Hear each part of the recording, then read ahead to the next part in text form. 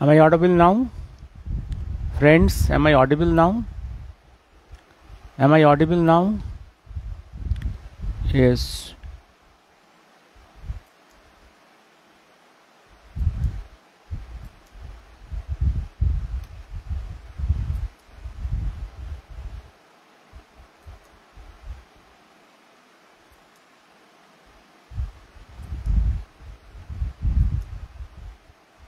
Am I audible now, friends?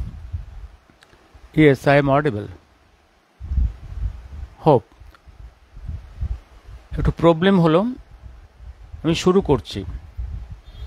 Damodar valley corporation এবং scientist Meghnad Saha শুরু করলাম। দিন কয়েক আগে পশ্চিমবাংলার মহীয়সী সর্ববিদ্যা বিশারদ মহাপণ্ডিত মুখ্যমন্ত্রী একটা কথা বলেছেন না, যে মেঘনাদ সাহা নাকি কোথায় বলেছেন ডিভিসির ড্যামগুলো সব ভেঙে দিতে হবে, সব ভেঙে দাও। সেই জন্যে একটু ইচ্ছে হলো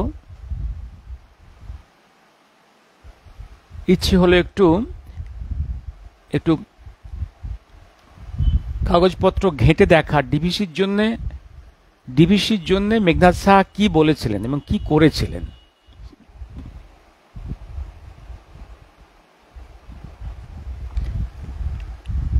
এরকম করে ইতিহাসে অনেক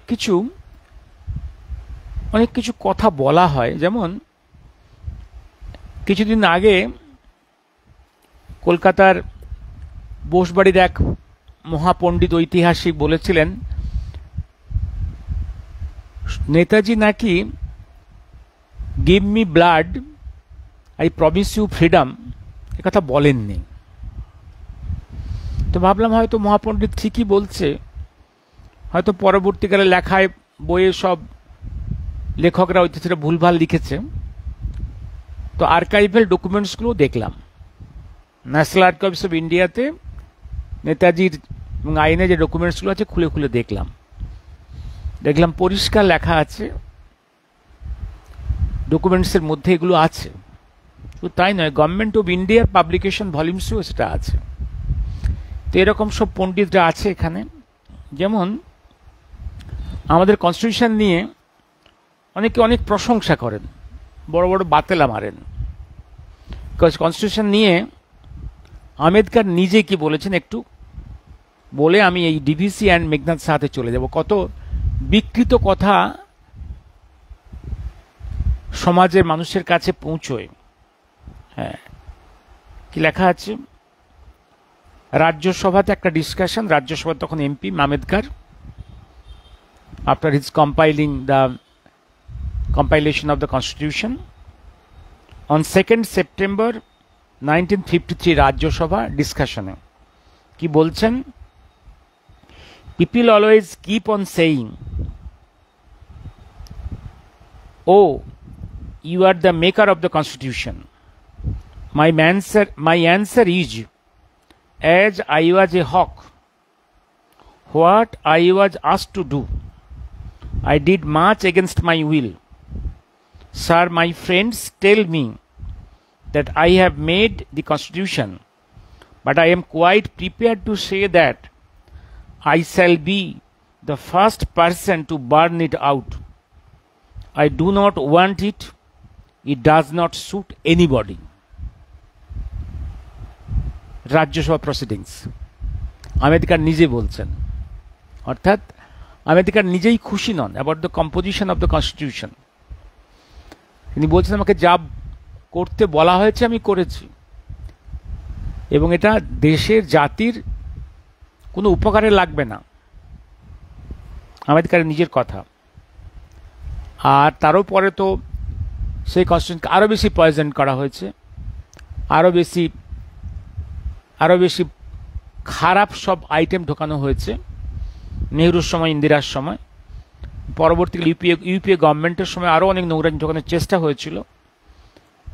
এবার আসছি আমি মহামান্য মুখ্যমন্ত্রী যা বলেছেন নাকি বিজ্ঞানী মেঘনাদ সাহা বলেছিলেন ডিভিসির বাঁধগুলো সব ভেঙে ফেলতে হবে। এবার আসছি আমি একদম মেঘনাদ সাহার কোথায় বলেছেন জানি না, খোঁজার চেষ্টা করছি। মেঘনাদ সাহা, আমি মেঘনাদ সাহা ইন পার্লামেন্ট, এই ভলিউমটা published by Asiatic society Calcutta, এইটা খুঁজে খুঁজে দেখছিলাম। এবার আপনারা জানেন মেঘনাদ সাহা বিশ্ববিখ্যাত বৈজ্ঞানিক, যার একটা থিওরেম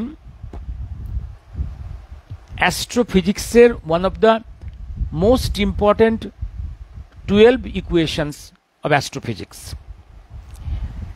এবং ভারতবর্ষের নিউক্লিয়ার সায়েন্সের পায়োনিয়ার। এবার আসছি আমি।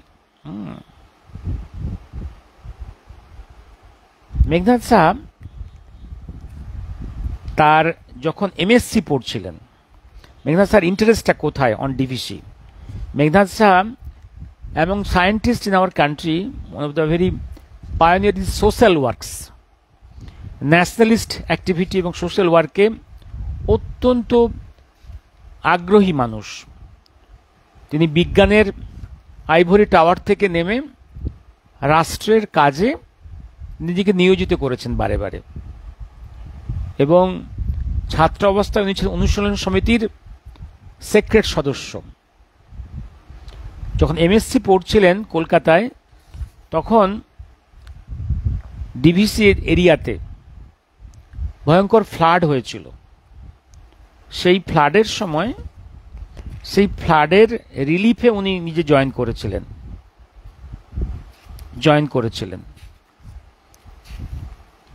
এবং সেটা ছিল, সালটা ছিল এমএস যখন পড়েছেন তখন সেটা 1913 সাল। অ্যাজ এ ভলেন্টিয়ার, এই জায়গাটা একটু পড়ে শোনাই। The scene of the social commitment found its strongest expression in Saha. As early as 1930, he took his first plunge in social service as a volunteer of the flood relief activities. This was the first evidence of influence of Acharya P.C. Rai had in him Rai's pragmatic philosophy of improving the lot of the common people through the application of science touched a sympathetic chord, and we find young Shah, just returned from Europe, giving the presidential address at Bongio Juvak Sammelan in 1922, organized by Subhash Chandra Bose, on means of national upliftment. Quoting P.C. Rai, Shah argued that science held the key to all kinds of progress. 1913 তখন তিনি একদম flood রিলিফে join করেছেন। ডিবিসির এরিয়ার প্রতি তার আগ্রহটা তখন থেকে। তারও পরে যখন 1922 থেকে 20, এই সময় 22তে যখন নর্থ বেঙ্গলে ভয়ঙ্কর ফ্লাড, এই সময় ফ্লাড রিলিফে সুভাষচন্দ্র, আচার্য পিসি রায়, মেঘনাদ সাহা এরা আবার ঝাঁপিয়ে পড়েছিলেন। অর্থাৎ সেই দিন থেকে বন্যায় কিভাবে মানুষের দুঃখ দুর্দশা হয়, কিভাবে সংসার সমাজ ভেসে যায়, এবং সেই নদীকে কিভাবে, নদীর যে প্রবাহকে নিয়ন্ত্রণ কিছুটা করলে মানুষের দুঃখ দূর হবে, এই স্বপ্ন চিন্তা তখন থেকেই করেছেন। এবং তারপর দেখেছেন গোটা পৃথিবীতে বিভিন্ন দেশে, ইউরোপে, আমেরিকাতে বিভিন্ন দেশে তারা কীভাবে বিভিন্ন রিভার ভ্যালি তারা প্রজেক্ট করেছে এবং মাল্টিপারপাস বিভিন্ন প্রজেক্ট করেছে। সেখান থেকে ইলেকট্রিসিটি প্রোডাকশান, ওয়াটার প্রজেক্টস এবং বন্যা নিয়ন্ত্রণ, মাল্টিপারপাস প্রজেক্টস কীভাবে করেছেন, এগুলো স্টাডি করেছেন, ইন্টেন্সলি স্টাডি করেছেন। এবং পরবর্তীকালে যখন তিনি প্ল্যানিং কমিশন করেছেন, প্ল্যানিং কমিশন যখন মেম্বার হয়েছেন, এবং প্ল্যানিং বলেছি আগে 1938 যখন প্ল্যানিং কমিশন তৈরি হচ্ছে, তার ব্যাকগ্রাউন্ড বলেছি আমি। সুভাষচন্দ্র 33 থেকে 36 এই 3-4 বছর ইউরোপের বিভিন্ন দেশে যখন ইউরোপে যখন উনি এক্সাইলড, নির্বাসিত, তখন এইসব জায়গায় ঘুরে বেরিয়েছেন, তার দেশে কীভাবে প্রজেক্ট হচ্ছে সেগুলো দেখেছেন, যে প্ল্যানিং ছাড়া একটা দেশকে এগোনো যাবে না। এইগুলো আপনারা পেয়ে যাবেন ওই সময়কার ওনার লেখা, এবং কীর্তিকুর্তির volume Subhas Chandra Bose as I knew him, এই ভলিউমটাতেও পেয়ে যাবেন আপনি। এই প্রজেক্টের কথা বলছেন, তখন সেখানে বলছেন যে আমাদের কাজ হবে, দেশ তো একদিন স্বাধীন হবেই, স্বাধীন হলেই সঙ্গে সঙ্গে তো আর কাজগুলো করা যাবে না যদি না আমরা আগে থেকে প্রজেক্টসগুলো করে আমাদের প্রতিটা এরিয়াতে কি কি প্রয়োজন, আমাদের রিসার্চ টিমরা সেই কাজগুলো, সেই প্রজেক্টগুলো তৈরি করে রাখবে, যাতে আমরা ক্ষমতা পেলেই সঙ্গে সঙ্গে সেই কাজে ঝাঁপ দিতে পারবো। তা না হলে ক্ষমতা পাওয়ার পরে আরও কয়েক বছর আমাদের নষ্ট হয়ে যাবে। প্ল্যানিংসের কথা বলছেন। এবং মেঘনাদ সাহাও দেশ বিদেশ ঘুরেছেন, দেখেছেন, মানুষের দুর্দশা দেখেছেন, উনিও প্রজেক্টের কথা বলছেন। আর রবি ঠাকুর তো পৃথিবীর বিভিন্ন দেশে বিভিন্ন তার এক্সপিরিয়েন্স। এই তিনজনের চিন্তার ক্রিস্টালাইজ ফর্ম হচ্ছে প্ল্যানিং কমিশন 1938 সুভাষচন্দ্রের হাতে, যখন অল ইন্ডিয়া কংগ্রেস প্রেসিডেন্ট বলেছে, এবং সেখানেও সুভাষচন্দ্র এবং Meghnad Saha active member in this planning committee and কমিশনে। এবং দেশ যখন বিভক্ত হয়ে স্বাধীন হলো, তখন 1952-তে Meghnad Saha elected parliamentarian, elected হয়ে নর্থ ক্যালকাটা থেকে পার্লামেন্টে গেলেন, এবং এত বড় বিজ্ঞানী পার্লামেন্টে অনেকে প্রশ্ন করেছেন তাকে যে আপনি বিজ্ঞানের মিনার থেকে কেন বেরিয়ে এলেন, তার উত্তর তিনি দিয়েছেন। এবং পার্লামেন্টে এই ডিভিসি নিয়ে কিন্তু সরকার পক্ষের সঙ্গে তার কিন্তু বাকবিতণ্ডা হয়েছে, কারণ ডিভিসি প্রজেক্টে তার বিশাল আগ্রহ ছিল, তার অনেক অ্যাডভাইস সাজেশন ছিল, সেই অ্যাডভাইসগুলো মানা হয়নি।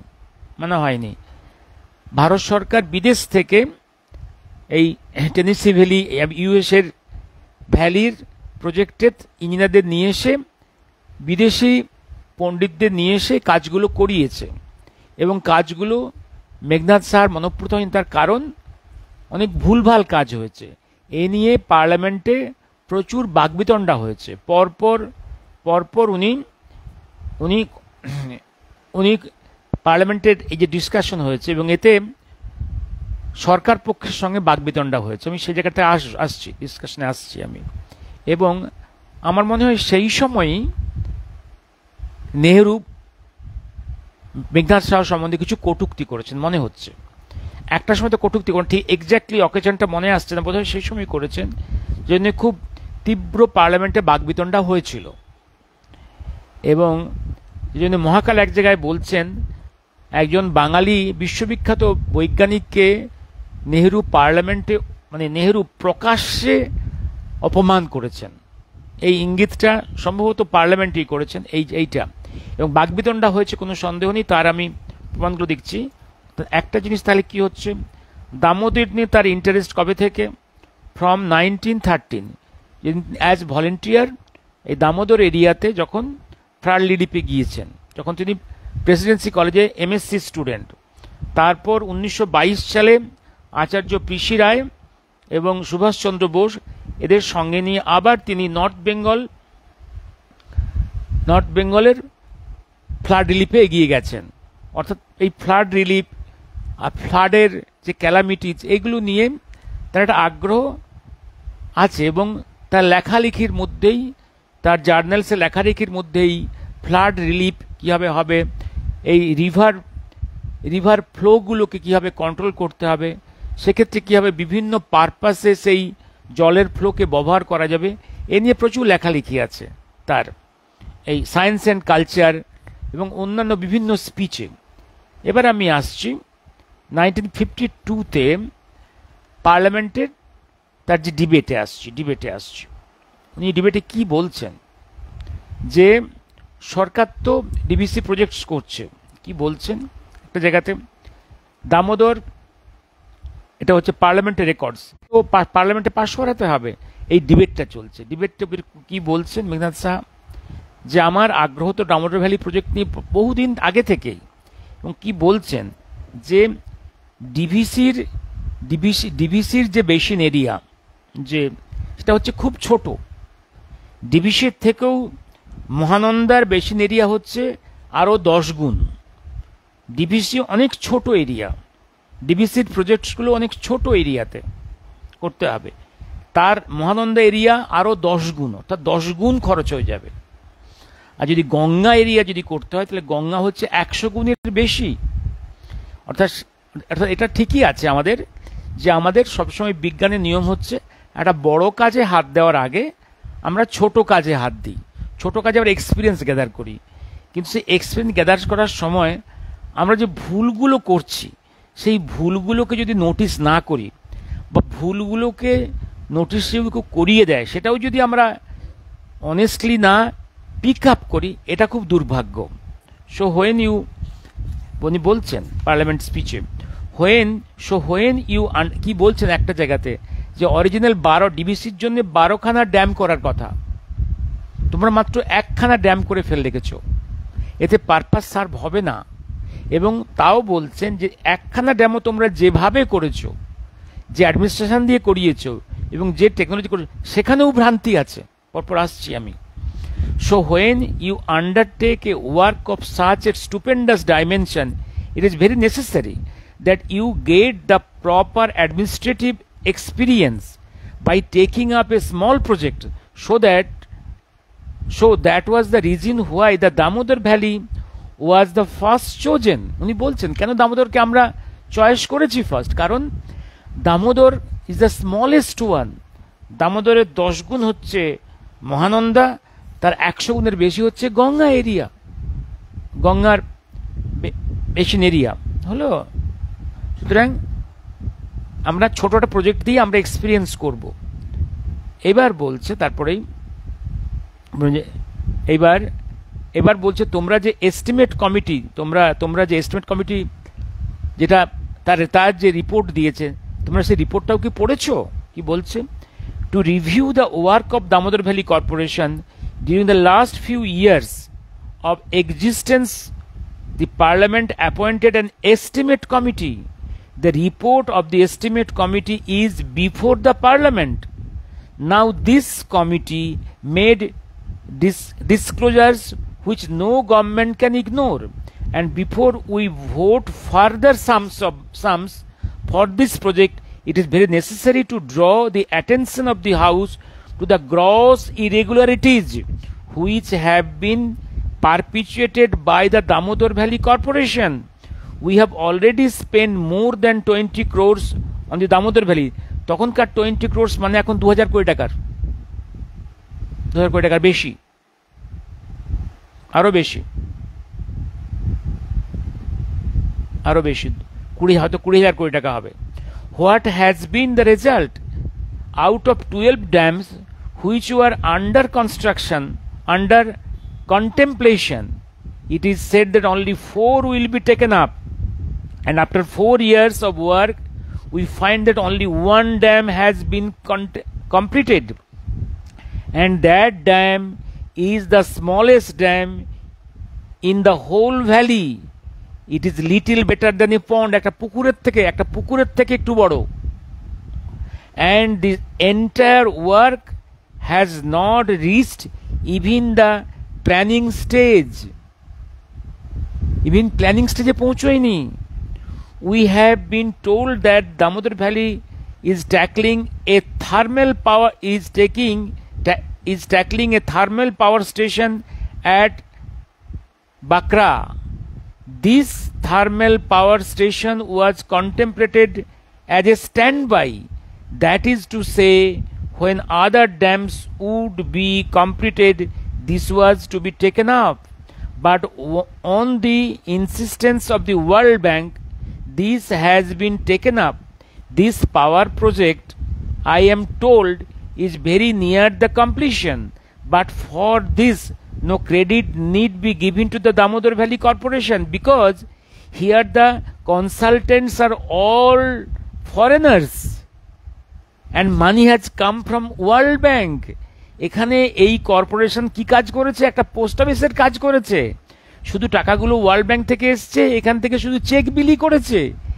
এরা কি কাজ করেছে? কোনো কাজই করেনি। It has been put to charge to a foreign company.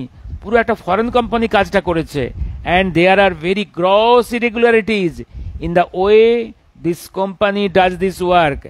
All that the Damodar Valley Corporation does is simply to pay the bills.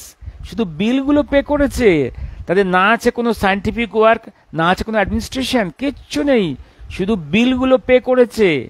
এর জন্য ডিভিসিকে তো প্রশংসা করার কিছু নেই।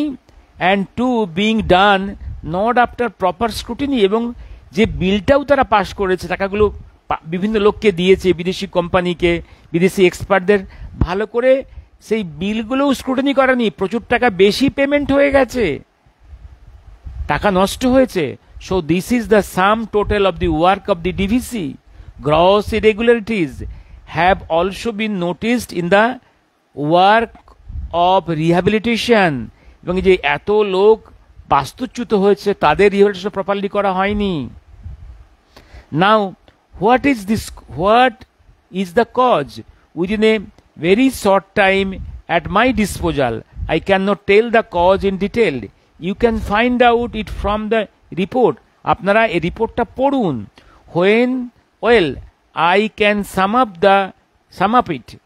The government wanted to produce the beehive. They did so only by providing a queen bee, but there are plenty of drones, any number of drones who do not do any work but draw the fat salaries, and the worker bees there are all starved, and even there is no direction. Lakh lakh worker কাজ না করে পয়সা পাচ্ছে। So this is the frightful state of affairs. এটা ভয়ঙ্কর অবস্থা। I think either the work should be done, or either the work should be done, or whole administrative machinery must be overhauled. There was some disconnection, I think. Sorry, I think possibly I am again reconnected. এই হচ্ছে ডিভিসির কথা।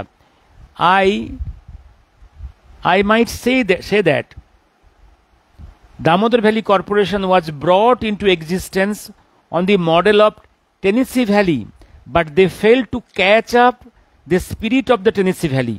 The Tennessee Valley Authority had, due to poor wireless connection, sorry, very sorry, the net is very poor. Let me stop. Morgan, a famous engineer like Morgan was there, but here in DVC, for 2 years there is no chief engineer. A bureaucrat has been made the chairman of the DVC. He thinks he is the chief engineer, he is the administrator, and he is checking everything, he is doing everything. This is a very, very pathetic condition,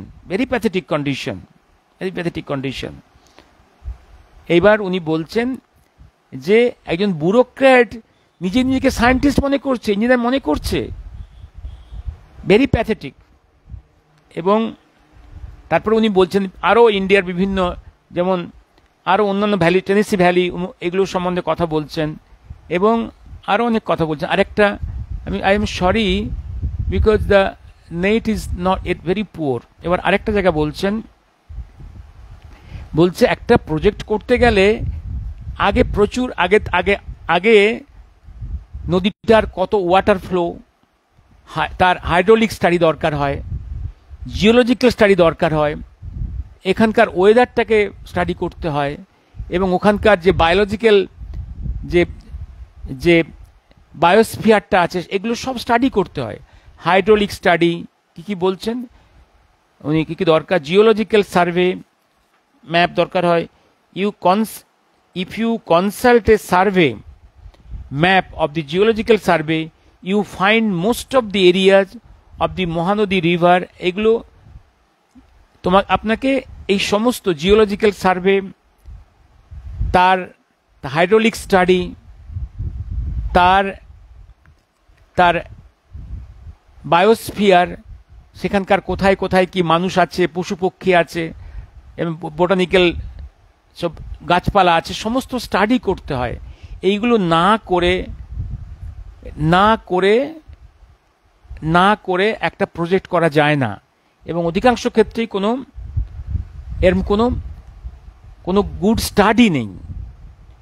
তারপর একটা জায়গায় বলছেন একটা কি, I should not, A project should not be allowed to be launched without proper survey. Now, what do we find to be the results? The results are startlingly grave. I shall simply read for you a quotation from the report of the estimate committee.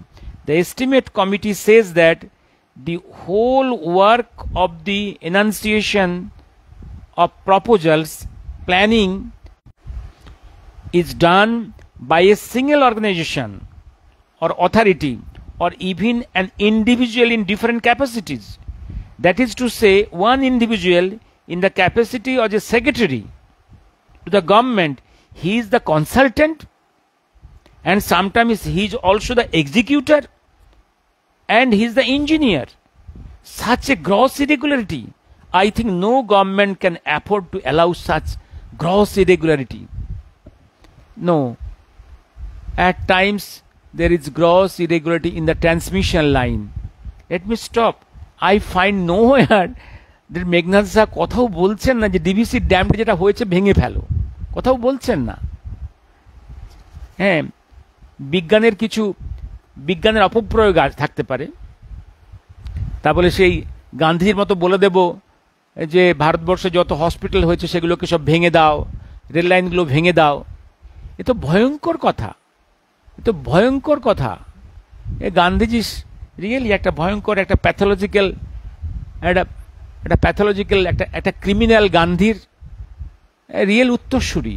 এবং এই কমরেডদের একদম বলা হয় না, মমতা ব্যানার্জি জ্যোতি বসুর যোগ্য শিষ্যা, যোগ্য ছাত্রী। জ্যোতি বসু জীবনে কিছু, কমিউনিস্টরা পশ্চিমবাংলায় কিছু সৃষ্টি করেনি, তারা ধ্বংস করতেই এসেছিল। এই মহিলাও শুধু ধ্বংস করতে এসছে। ভেঙে দাও, ডিভিসি ভেঙে দাও। হ্যাঁ, so yes, DVC area is the smallest one of many rivers belts in India. And in this speech what Meghnad Shah বলছেন কি, ডিভিসির 10 গুণ হচ্ছে মহানদী এরিয়া, আর 100 গুণের বেশি হচ্ছে গঙ্গা এরিয়া। সুতরাং এইটা উনি বলছেন যে এটা আমরা প্রথম নিয়েছি কারণ এইখান থেকে আমরা এক্সপিরিয়েন্স নেব। সরি, মাঝে মাঝেই এর ট্রান্সমিশনটা খুব বাজে হচ্ছে, ভেরি সরি। এটা হ্যাঁ, আমি ছোট্ট করে দেখি, মাঝে মাঝে লাইনটা মাঝে মাঝে আসছে না, ভেরি সরি।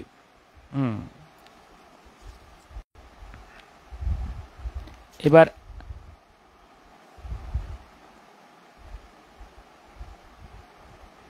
একটু পরে নিই।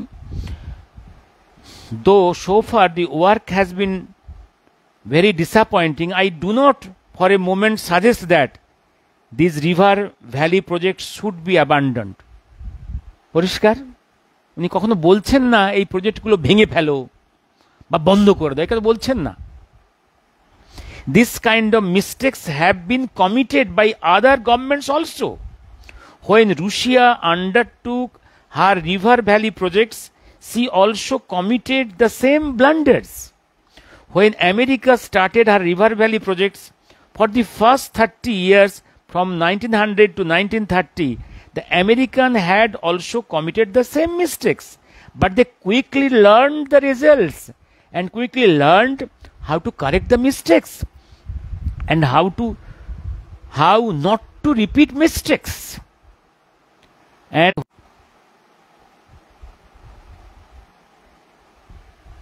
And look at the end result.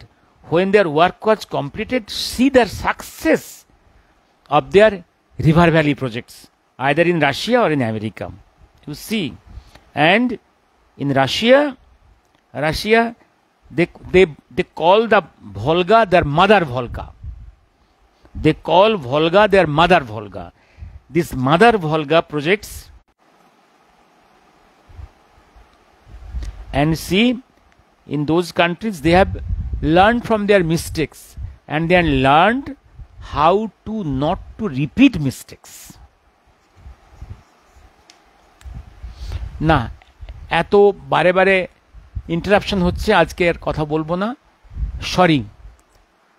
Show চিন্তবাবু, DVC was experimental projects in one sense to start with.